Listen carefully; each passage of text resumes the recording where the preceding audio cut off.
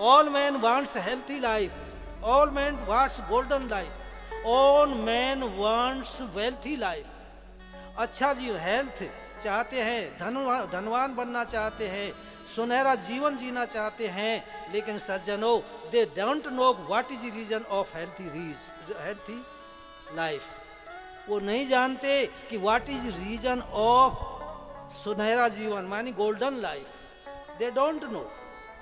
इसलिए मैं आपको सुनहरा जीवन जीने की कला की ओर ले जाऊं, जो मुझे महापुरुषों से मिला है, जो मुझे शास्त्रों से मिला है, जो मुझे गुरुजनों की कृपा से मिला है, उसको आपकी हेल्थी वेल्थी और गोल्डन लाइफ बनाने के लिए ले जा रहा हूं। मैं प्रयास कर रहा हूं, आप ध्यान देना, दोनों ही वर्ग ध्यान देना, क्योंकि हम सुधर गए, संसार सुधर गया। हम सुधर गए, परमात्मा तो सुधरा हुआ ही है, परमात्मा बिगड़ा हुआ थोड़ा ही है, परमात्मा में कोई कमी थोड़ी है, परमात्मा तो हमको नित्य प्राप्त है, परमात्मा को ढूंढने की आवश्यकता है नहीं। ईश्वर सर्व भूतानाम हृदय से अर्जुन तिष्ठति। भगवान कह रहे हैं कि ये अर्जुन, मैं ईश्वर सब प्राणियों के हृदय में रहता हूँ। तो मेरे प्यारे सज्जनों, ईश्वर को ढूंढने की आवश्यकता नहीं, कहीं जाने की आवश्यकता नहीं, ईश्वर तो आपके ही अंदर है। तो वो तो मिलाया है, लेकिन उस पर पर्दा डाल रहे हैं कौन? हमारी मान्यताएं, हमारी वासनाएं, हमारे रूप रंग की चिंताएं। मैं कटु भाषा सी में बोल रहा हूँ, माफ करना, क्योंकि मेरे हृदय की भूख है। परीक्षित जैसे संतानों की भूख में आज हमारा देश तड़फ रहा है, हमारा हिंदू धर्म तड़फ रहा है कि परीक्षित जैसे पुत्र होने चाहिए। आज परीक्षित जी की तो कृपा है, जो कलयुग में जाकर के ये काम हो रहे हैं। कलयुग में बैकुंठ बन रहा है, किसकी कृपा से बन रहा है?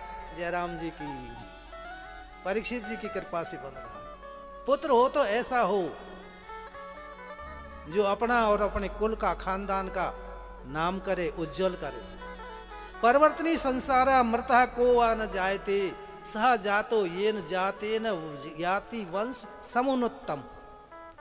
परिवर्तनी संसारे कोवा मृतः कोवा न जायते। कौन नहीं मरता है, कौन नहीं जन्मता है। अवतार भी नहीं रुके महाराज, आपकी हमारी तो बात ही क्या है, उनको भी लीला संवरण करके जाना पड़ा। तो बोलो फिर करें क्या? परिवर्तनी संसारे मृतः कोवा न जायते, सह जातो, जन्म लेना उसी का सार्थक है। याति येन वंश सम उन्नतम, वंश का जिसकी उन्नति हो, जिसके जन्म लेने से, वंश जिसके जन्म लेने से उज्जवल हो, प्रकाशमान हो, देदीप्यमान हो। और मेरे प्यारे सज्जनों, माताओं से मैं रोज प्रार्थना करता हूं, बहुत बड़ी शक्ति है आपके अंदर। आप उन लालों को पैदा कर सकती हैं। कौन से को? षष्टिम कुलानि अतीतानि षष्टिम आगामिकानि च कुलानि उद्धरेत प्राज्ञ संन्यस्तमिति यो वदेत। जिस कुल में एक संत हो जाता है, जिस कुल में एक भगवान का भक्त हो जाता है, जिस कुल में एक धर्मात्मा हो जाता है, जिस कुल में एक देश का संरक्षक हो जाता है, वीर हो जाता है, तो वह कुल षष्टिम कुलानि अतीतानि, 60 कुल पीछे के, ध्यान देना, षष्टिम आगामी, 60 आगे के। कितने हो गए जोड़ करके बताइयो? 60 और 60 120, और एक अपना बीच का, दोनों के बीच में रहने वाला, कितने हो गए? 121 कुल हो गए। ये अतिशयोक्ति नहीं है। परीक्षित जी ने 121 कुल नहीं, आज कलयुग में भी उद्धार कर रहे हैं। ये अतिशयोक्ति नहीं है कि आप बाबा जी झूठ बोल रहा है, 121 कुल का कैसे उद्धार? ये तो थोड़े हैं, उपलक्षण है। आइए श्री राम जय राम जय जय राम, श्री राम जय राम जय जय राम। आओ, तो 121 कुल का उद्धार कर देता है सज्जनों। माताओं, आपके अंदर वो लाल छिपे हुए हैं, वो रत्न छिपे हुए हैं, वो हीरे मोती छिपे हुए हैं, जिनके प्रकट होने से संसार की कंगाली दूर हो जाती है, संसार की भूख मिट जाती है, तड़पन मिट जाती है। आपके अंदर वो शक्तियां हैं। तो आइए, कहाँ विषय चल रहा था? गया कुलम पवित्रम जननी कृतार्था। कुलम पवित्रम जननी कृतार्था वसुंधरा च पुण्यवती तेना अपार सच्चित सागरेस्मिन् लीने परे ब्रह्मणि यश चेता। जिसका चित्त उस परमात्मा में लगा हुआ है, जिसका चित्त उस धर्म में लगा हुआ है, जिसका चित्त इस ऐसे यज्ञ कराने में लगा हुआ है, नहीं, जिसका चित्त भगवत कथा में लगा हुआ है, परे ब्रह्मणि लीन है, तो नारायण कहने कुलम पवित्रम, वो कुल पवित्र हो जाता है। जननी कृतार्था, उसको जन्म देने वाली माँ कृतार्थ होती है। माँ, मेरी माताओं, माँ कहलाने की अधिकारी वही है जिसकी संतान जन्म लेकर के और इस प्रकार से उज्जवल वंश को करे, अपने को करे। नहीं तो क्या होगा, तुलसीदास जी ने बहुत अच्छी तरह से कही है, बयानी शब्द कहा है। अब ब्याते कौन है, नहीं कहूँ, मैं हिंदी नहीं करूँगा, आप ये करते रहना, उधर नहीं जाऊँगा, तो आपके लिए नहीं है, आप तो महान शक्ति हैं। तो कुलम पवित्रम जननी कृतार्था, माँ का जन्म लेना सार्थक हो जाता है। मैं माँ से निवेदन नहीं, माँ ने गलती करी है उनको तो मैं बताऊंगा ही, बता रहा हूँ, लेकिन पुत्र भी अब समझ जाएं कि माँ ने कर दी गलती कोई बात नहीं, सास ने गलती कर दी कोई बात नहीं, लेकिन तुमको गलती नहीं करनी है। तुम भी एक दिन बाप बनोगे और तुम भी एक दिन सास बनोगी।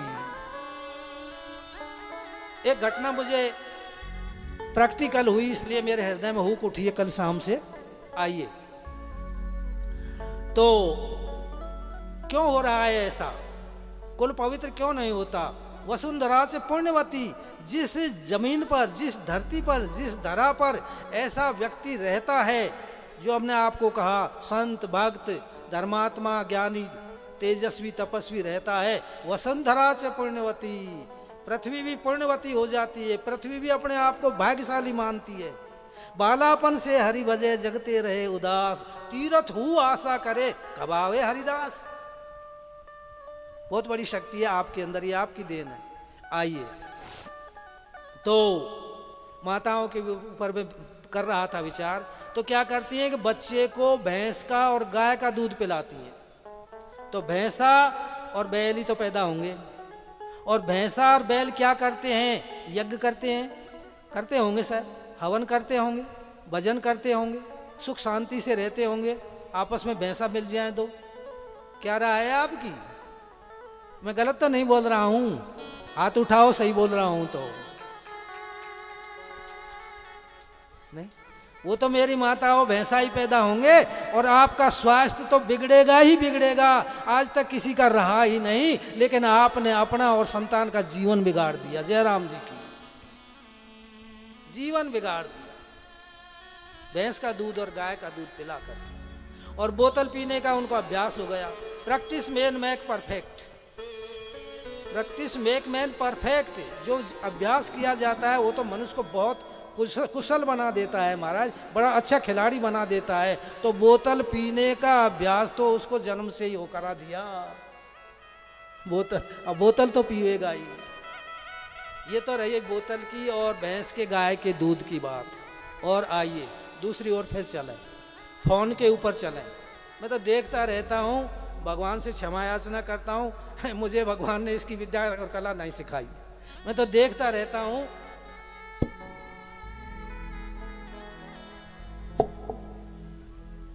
समझते हो, इसका दिन भर यही करते हैं। और अच्छे अच्छे, जिनको अच्छे महापुरुष कहते हैं ना, अच्छे पढ़े लिखे डॉक्टर, मैंने देखे हॉस्पिटल में डॉक्टर, यही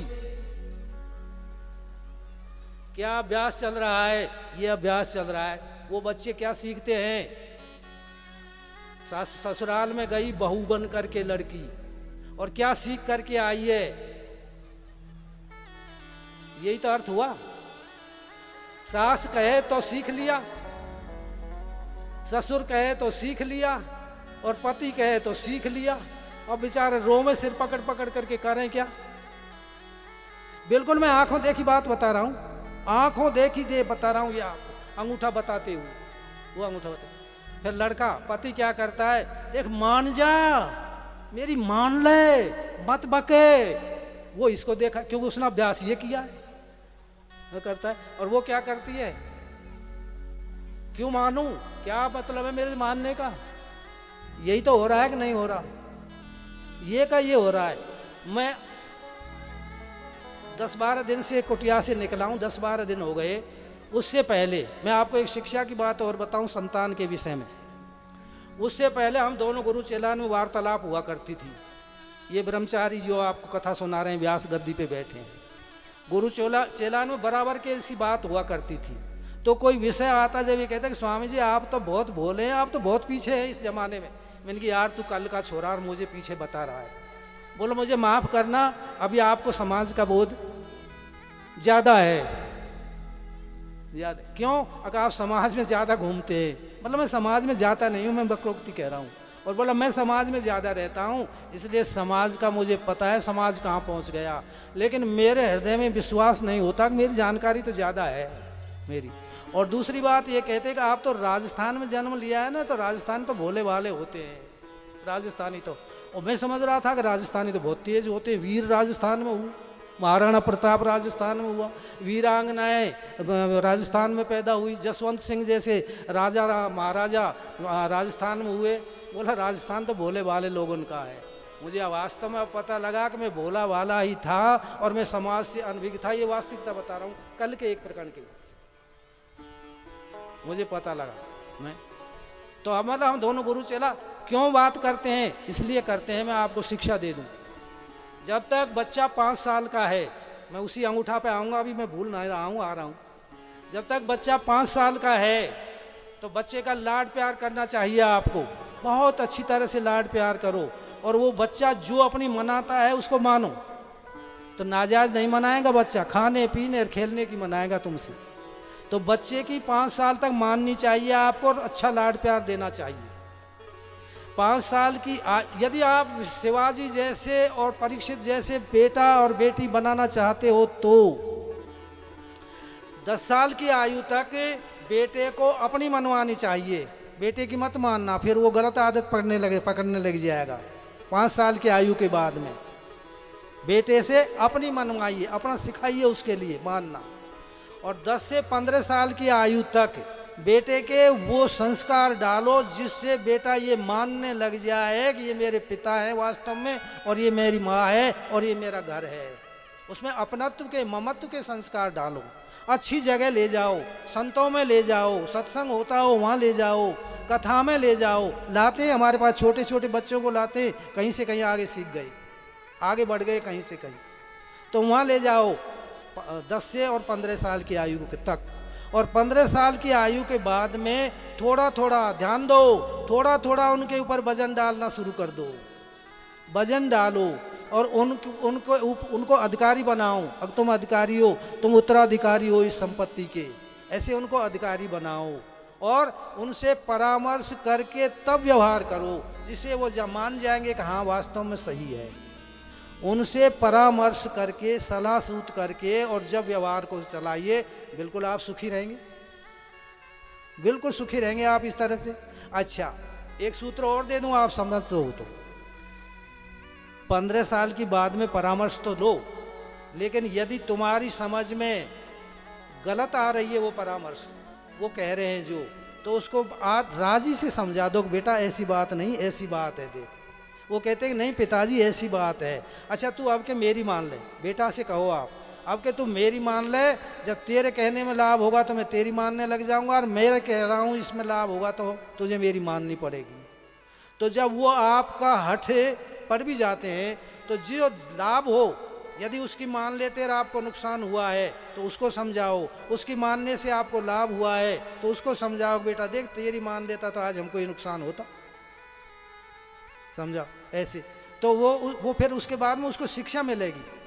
ऐसे ही मैं माफ करना पति पत्नी से भी कह रहा हूं, पत्नी को अधिकार दो बिल्कुल, लेकिन कहाँ अधिकार दो? हृदय में अधिकार दो, सिर पर अधिकार मत दो।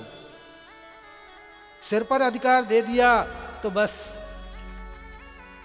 यही चलेंगे फिर। तो हृदय में अधिकार दो।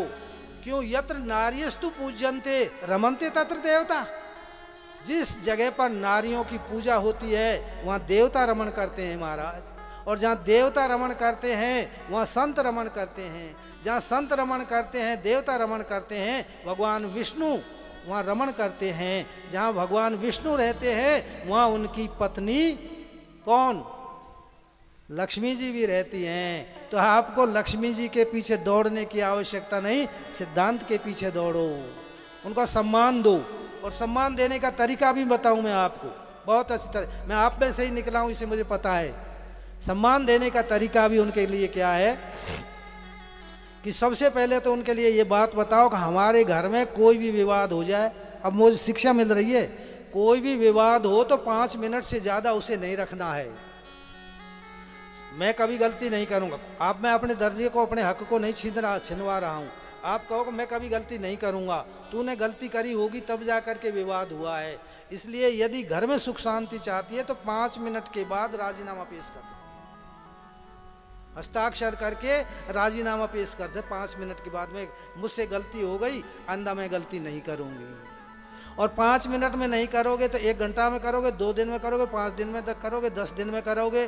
क्योंकि पति पत्नी के झगड़े की फाइल कोर्ट में कभी नहीं जाती है, वही कोर्ट है घर ही, वहाँ घर में ही फैसला कर लो। और यदि आपने 5 दिन तक उस झगड़े को नहीं मिटाया, विवाद को नहीं मिटाया, तो 5 दिन में घर नरक बन जाएगा आपका। पत्नी कहाँ गुस्सा उतारेगी? आपको तो पीट ही नहीं सकती, आपके ऊपर तो हाथ उठा ही नहीं सकती, आपको तो मात्रा अंगूठा भले ही बता सकती है। पीटेगी किसको? संतान को। बच्ची है, बच्चा है, उस पर हाथ उठाएगी। जब गुस्सा किसको आएगा? आपको। आप किस पे हाथ उठाएंगे? उस पर। फिर वो ज़्यादा गुस्सा करके कहाँ निकालेगी गुस्से को? बच्चों पर। आज हो रहा है ऐसा, यही शिकायतें आ रही हैं हमारे पास में।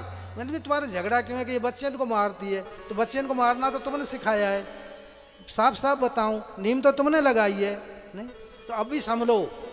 तो वो झगड़ा नरक बना देता है घर को। इसलिए सज्जनों, घर को यदि स्वर्ग बनाना है, ब्रह्मलोक बनाना है, यहीं है स्वर्ग, यहीं ब्रह्मलोक है, कहीं दूसरी जगह नहीं। यहीं देवता हैं और यहीं नेगेटिव राक्षस भी हैं, वो भी रहते हैं। तो यत्र नार्यस्तु पूज्यन्ते रमन्ते तत्र देवता, वहाँ देवता रमण करते हैं। और जहाँ नारी का सम्मान नहीं होता, पूजा की मैं नहीं कह रहा कि अलमारी में बैठा आरती उतार दीजिए, ऐसा मत करियो। यहाँ के लोग सीधे साधे कहूँ ऐसे ही करने लगी जाए आज, ऐसा मत करियो। आरती उतारने की जरूरत नहीं, उसको अधिकार दो, उसको हक दो जो है। लेकिन हक की मैंने आपसे कह दिया, हृदय में देना है, सिर पर नहीं देना है। नहीं तो फिर सिर से जब पटकोगे ना तो बहुत बुरी लात मारेगी। अंगूठा से काम नहीं चलेगा, फिर पैर से काम चलेगा। बिल्कुल आपका अनुभूत विषय बता रहा हूं। आइए तो सम्मान दो, लेकिन इस ढंग से दो। अब 5 मिनट से ज्यादा हमें झगड़ा घर में नहीं रखना है। बस स्वर्ग बन गया, गंदगी निकल गई, जो हृदय में थी वो निकल गई। तो ये तो होते हैं, झगड़ा होता है, झगड़ा कोई बुरी बात नहीं, लेकिन झगड़े को सम्मान देना बुरी बात है, झगड़े का आदर करना बुरी बात है। निरादर करो झगड़े का। अच्छा, ये आ गया।